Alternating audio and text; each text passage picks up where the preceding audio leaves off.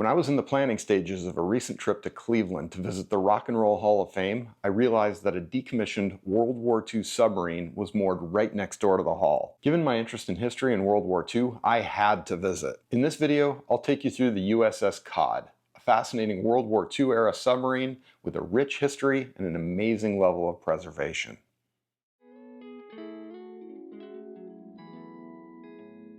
First, a quick 1-minute history of the boat.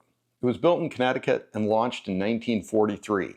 This 312-foot Gato-class sub sank more than 12 Japanese ships and damaged 7 others during the war. It was depth-charged, strafed by aircraft, and survived a major torpedo fire. In 1945, it made history with a daring rescue of a Dutch submarine which had run aground in the South China Sea. Cod's crew saved all 56 Dutch sailors. The Cod's conning tower has a cocktail glass painted on it to commemorate the rescue. After the war, Cod did a stint in NATO training exercises during the Cold War, before being decommissioned in 1954.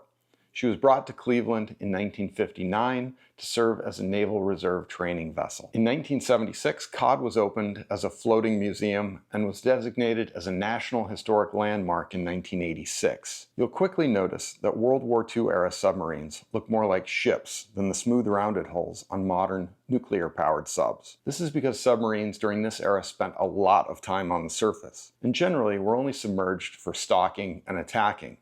So they needed to have a flat top deck, external guns, and a ship-like bow to slice through the waves. Additionally, Cod is a diesel-electric sub, which means that its engines need air to run, so it can only operate at the surface. Once submerged, the sub switches to battery power to drive its propulsion. You enter the sub through the forward hatch. Cod is the only World War II U.S. Navy Museum submarine with a fully intact pressure hull that has not been modified by having either stairs or doors cut into her. As a result, you'll enter the same way the crew did, by navigating the ladder down the narrow hatch. If you have limited mobility, this could pose a bit of an issue, so be sure to ask at the entrance booth if this applies to you. When you reach the bottom of the ladder, you'll be in the forward torpedo room. This contains 6 of the Cod's 10 torpedo tubes and storage for additional torpedoes. You'll also notice a number of bunks, which were the most coveted berths for enlisted men, since this was the coolest and quietest end of the boat, until a target was sighted, that is. As you move toward the next compartment, you'll enter the forward battery, named after the electrical storage batteries out of view below the floor. You're now in officer's country. This series of compartments is the officer's shower, staterooms, pantry, and wardroom. The wardroom is a multi-purpose meeting room, lounge, and dining area, which was for the exclusive use of the officers for the Cod. The captain was the only crew member that had a private cabin. The next section you'll enter is the control room, which contains all the instruments needed to dive, surface, and navigate the boat. You'll also see a ladder going up to the attack center in the conning tower. This is where all the torpedo controls are located. Although you cannot go up to enter the space, you can see the periscopes from the control room below. From the control room, you'll then enter the aft battery, again named for the power cells below the floor. This area contains the almost comically small galley, where food was prepared for the crew of 97 submariners. Adjacent is the mess area, which, like the officer's wardroom, functions as a cafeteria, movie theater, and recreation center for the enlisted sailors. Past the mess hall is the berthing area, with 36 bunks and the showers, toilets, washroom, and laundry for the enlisted men. The next 2 compartments are the fore and aft engine rooms,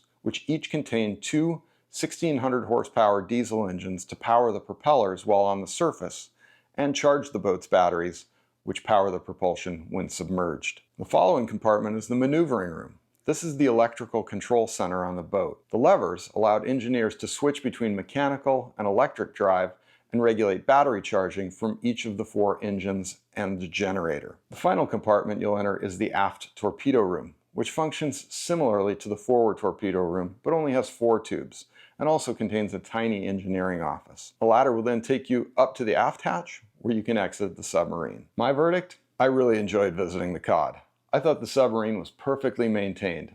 The addition of sailors' personal items and other artifacts definitely gave it a real feel like it was still in operation. It certainly did not look 82 years old. Real credit needs to be given to how its staff and volunteers have lovingly preserved and presented the boat. The USS Cod is a truly rare opportunity to see a remarkable piece of naval history up close. Thanks for tuning in. A subscribe is sincerely appreciated and helps me to continue the channel.